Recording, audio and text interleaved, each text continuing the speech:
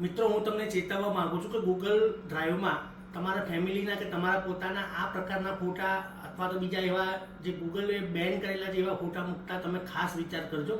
નહીંતર તમારે હાઈકોર્ટના પર ધક્કા ખાવા પડશે, સાયબર ક્રાઇમને ધક્કા ખાવા પડશે અને ગૂગલને કોમ્યુનિકેશન કરવું પડશે, પણ કોઈ મેળ નહીં પડે. એટલે ખાસ કરીને આ એક બહુ જ મહત્વની રીલ છે, એટલે મેક્સિમમમાં મેક્સિમમ શેર કરો, કારણ કે બધા લોકો ગૂગલ ડ્રાઈવનો ઉપયોગ કરતા હોય છે અને આ તમારા ફ્યુચરનો ઉપયોગ માટે આ રીલ શેર કરો.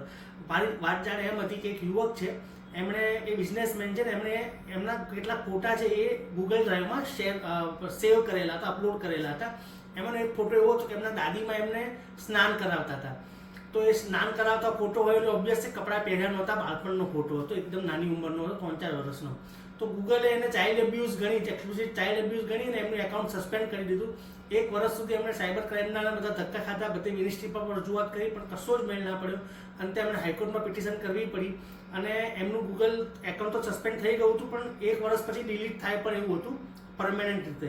તો જસ્ટિસ વૈભવી નાણાવટી મેડમ છે, એમણે ગૂગલને આદેશ કર્યો કે હાલ પૂરતો આ ડિલીટ ના કરતા અને આ કેસ મેરિટ ઉપર સાંભળશે.